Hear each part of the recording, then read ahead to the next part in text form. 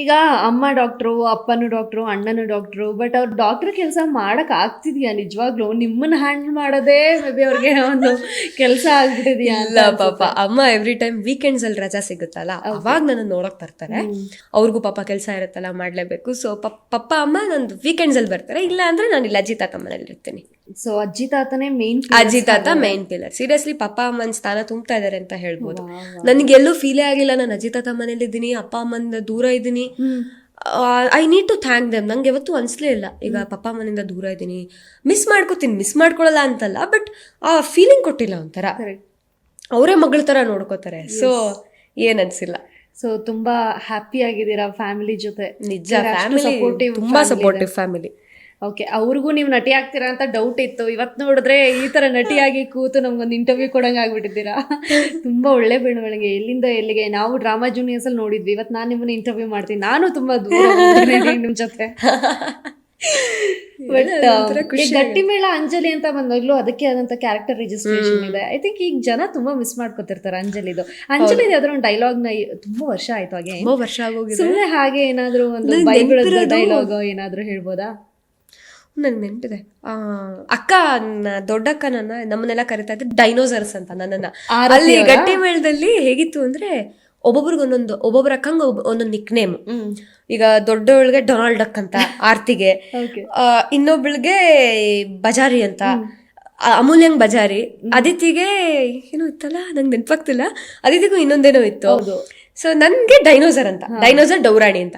So ನಾನ್ ಹೆಂಗೆ ಅಂದ್ರೆ ಅಂಜಲಿ ಪಾತ್ರ ಹೆಂಗೆ ಅಂದ್ರೆ ಯಾವಾಗ್ಲೂ ಅಮ್ಮನ ಜೊತೆ ಇರೋಳು. ಈ ಚಿಕ್ಕ ಮಕ್ಳು ಹಂಗೆ ಅಲ್ಲ, ಕೊನೆಯವ್ರು ಹೆಂಗೆ. ಈಗ ನಾನು ಅಷ್ಟೇ, ನಮ್ಮ ಅಣ್ಣಂಗೆ ಕಂಪೇರ್ ಮಾಡಿದ್ರೆ ನಾನು ಅಮ್ಮನ ಜೊತೆ ಜಾಸ್ತಿ ಇರ್ತೀನಿ.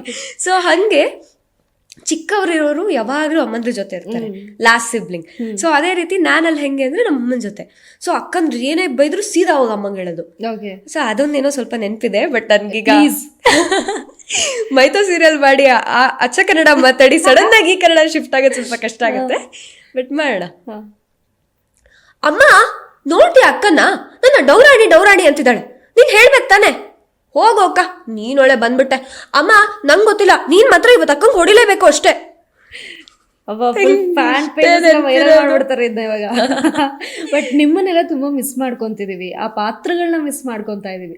ಬಟ್ ಗಟ್ಟಿಮೇಳ ಮುಗಿಯುವಾಗ ನಮ್ಗೊಂದು ಅಪ್ಡೇಟ್ ಸಿಕ್ಕಿದೆ. ದಟ್ ಗಟ್ಟಿಮೇಳ 2.0 ಏನೋ ಬರುತ್ತೆ.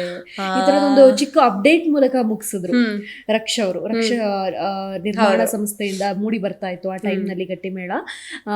ಗಟ್ಟಿಮೇಳ 2.0 ಬರಬಹುದು ಅನ್ನುವಂತಹ ಚಾನ್ಸಸ್ ಜಾಸ್ತಿ ಇದೆ ಅಂತ.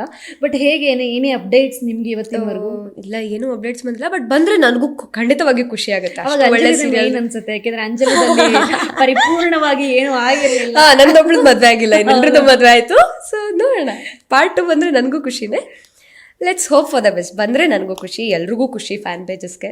ಬಟ್ ನೀವು ಆತರ ಏನಾದ್ರು ಮಾತುಕತೆ ನಡೆದಿದ್ಯಾ ತಂಡದಲ್ಲಿ ಕೊನೆ ದಿನಗಳಲ್ಲಿ? ಆತರದ್ದು ಏನಾದ್ರು ಮಾತುಕತೆ? ಇಲ್ಲ, ಏನಿಲ್ಲ. ಅಂದ್ರೆ ಈಗ ರಕ್ಷಾ ಅವ್ರು ಇನ್ನೊಂದು ಸೀರಿಯಲ್ ಮಾಡ್ತಾ ಇದಾರಲ್ಲ, ಅವ್ರದ್ದು ಚೆನ್ನಾಗ್ ಆಗ್ತದೆ, ರಕ್ಷಿತಣ್ಣಂದು. ಹೌದು. ಸೊ ಖುಷಿ ಆಗತ್ತೆ ಅವ್ರದ್ದು ಕೂಡ. ಓವರ್ ಆಲ್ ನಿಮ್ಮ ತಂಡಕ್ಕೆ ಒಂದು ಬ್ರೇಕ್ ಸಿಕ್ಕಂತ ಸೀರಿಯಲ್ ಅಲ್ಲಿದ್ದಂತ ಆರ್ಟಿಸ್ಟ್ ಗಳಿಗೆ. ಖಂಡಿತ, ಅಲ್ಲಿದ್ದವ್ರು ಎಲ್ಲ ಈಗ ಬ್ಯುಸಿ ಆಗಿದ್ದಾರೆ.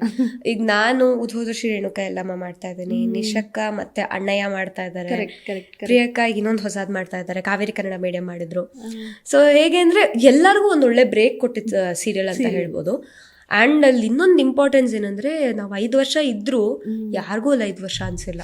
ಒಂಥರ ಹೆಂಗಾಗಿತ್ತು ಅಂದ್ರೆ ಫ್ಯಾಮಿಲಿ ಗಟ್ಟಿಮೇಳನ ಸರಿ ಅಂತ. ನನ್ಗೆ ಇನ್ನ ಟೈಮ್ ಹಿಡಿಯುತ್ತೆ. ಈಗ ನಮ್ಮ ಅಜ್ಜಿ ತಾತ ಶೂಟಿಂಗ್ ಅಂದ್ರೆ ತುಂಬ ಗಟ್ಟಿಮೇಳ ಅಂದಿರ್ತೀನಿ ಎಷ್ಟೋ ಸಲ ನಾನು. ಅಂದ್ರೆ 5 ವರ್ಷ ಅಲ್ವಾ. ಸೊ ಈಗ ಫುಲ್ ಒಂಥರ ಫ್ಯಾಮಿಲಿ ತರ ಆಗಿತ್ತು. ಈಗ ಉದ್ಹೋದ ಶ್ರೀ ರೇಣುಕಾ ಎಲ್ಲಮ್ಮ ತಂಡ ಕೂಡ ಅಷ್ಟೇ ಫ್ಯಾಮಿಲಿ ತರ ಆಗೋಗಿದೆ ನಿಜ. ಅಲ್ಲಿರೋ ಪ್ರತಿಯೊಬ್ರು ಡೈರೆಕ್ಟರಿಂದ ಹಿಡಿದು, ಕೋ ಡೈರೆಕ್ಟರಿಂದ ಹಿಡಿದು, ಅಸೋಸಿಯೇಟ್ಗಳಿಂದ ಹಿಡಿದು ಎಲ್ಲ ಟೆಕ್ನಿಷಿಯನ್ಸು ನನಗೊಂಥರ ಎಲ್ಲ ಅಣ್ಣಂದ್ರು. ಅಲ್ಲೂ ಅಷ್ಟೇ ಎಲ್ಲ ಮಗು ತರನೇ ನೋಡೋದು. ನನ್ಗೆ ಖುಷಿ ಆಗೋದು, ಎಲ್ಲೇ ಹೋದ್ರು ನನ್ನ ಚಿಕ್ಕ ಮಗು ತರ ನೋಡ್ತಾರೆ, ಚೆನ್ನಾಗಿ ನೋಡ್ಕೋತಾರೆ. ಇನ್ನು ಅದೇ ಮೈಂಡ್ ಅಲ್ಲಿ ಇದೆ ಡ್ರಾಮಾ ಜೂನಿಯರ್. ನೋಡಿದಾಗೆಲ್ಲ ಪುಟ್ಟಿ ಅಂದ್ರು, ಆಮೇಲೆ ನೀನ ಪುಟ್ಟಿ ಅಂತ ಇಷ್ಟು ದೊಡ್ಡವರಾಗೋದ್ರ ಅಂತ. ಸೊ ಖುಷಿ ಆಗೋದು. ಅಲ್ಲೂ ಟೀಮು ಅಷ್ಟೇ ತುಂಬಾ ಸಪೋರ್ಟಿವ್ ಇದೆ. ಈಗ ನನಗೇನಾದ್ರೂ ಬೆಳಗ್ಗೆ ಇಂಟರ್ನಲ್ಸ್ ಇದೆ ಅಂದ್ರೆ ಬರ್ದ್ ಬಾ ಅಮ್ಮ ಪರವಾಗಿಲ್ಲ ಅಂತಾರೆ, ಅಷ್ಟು ಸಪೋರ್ಟಿವ್ ಇದ್ದಾರೆ. ನಂದು ಯಾವ ಎಕ್ಸಾಮ್ಸ್ಗೂ ತಪ್ಸಿಲ್ಲ ನಾನು. ಸೊ ಎವ್ರಿ ಟೈಮ್ ಅಣ್ಣ ಹಿಂಗೆ ಎಕ್ಸಾಮ್ ಇದೆ ಅಂದ್ರೆ ಸರಿ ಬಿಡಮ್ಮ, ಒಂದ್ 3 ದಿನ ಶೂಟ್ ಮಾಡೋದ, ಬೇರೆಯವ್ರು ಮಾಡ್ಕೋತೀವಿ, ನೀನ್ ನೆಕ್ಸ್ಟ್ ಮಾಡ್ಕೋತೀವಿ, ಅಷ್ಟು ಸಪೋರ್ಟಿವ್ ಇದೆ. ಸೊ ಇನ್ನು coming back to engineer, off screen ಅಲ್ಲಿ ಮಾತಾಡ್ತಿದ್ವಿ, ನೀವು ಮ್ಯಾಥ್ಸ್ ಅಲ್ಲಿ ತುಂಬಾ ರ್ಯಾಂಕಿಂಗ್ ಅಂತೆ. ಆ್ಯಂಡ್ ಇನ್ನೊಂದು ಹೇಳಿಲ್ಲ ಮರ್ತ್ಬಿಟ್ಟೆ, ಇನ್ನೊಂದು ಹೇಳೋಕ್ಕಾಗಲ್ಲ, ನಮ್ಮ ಉದ್ಯೋಗ ಶ್ರೀರೇಣುಕ ನಮ್ಮ ಇಡೀ ಟೀಮ್ ಇದೆ ಅಲ್ಲ, ಡೆಫಿನೆಟ್ಲಿ ಥ್ಯಾಂಕ್ಸ್ ಹೇಳಕ್ಕೆ ಇಷ್ಟಪಡ್ತೀನಿ ನಮ್ಮ ಪ್ರೊಡ್ಯೂಸರ್ಗಾಗಿರಲಿ, ನಮ್ಮ ಡೈರೆಕ್ಷನ್ ಟೀಮ್, ಎಂಟೈರ್ ಟೀಮ್. ಯಾಕಂದರೆ ಇಷ್ಟು ಚೆನ್ನಾಗಿ ಮೂಡ್ ಬರ್ತಿದೆ ಸೀರಿಯಲ್. ಆಮೇಲೆ ನಂದು ಎಜುಕೇಷನ್ಗೆಲ್ಲೂ ತೊಂದರೆ ಆಗಿಲ್ಲ. ಲೈಕ್ ಏನೇ ಎಕ್ಸಾಮ್ಸ್ ಇದ್ರು ಬರ್ದು ಬಮ್ಮ ಅನ್ನೋಷ್ಟು ಸಪೋರ್ಟಿವ್ ಇದ್ದಾರೆ ನಮ್ಮ ಪ್ರೊಡಕ್ಷನ್ ಟೀಮ್ ಆಗಿರ್ಬೋದು, ಪ್ರೊಡ್ಯೂಸರ್ ಆಗಿರ್ಬೋದು, director, each and everybody. So thank you.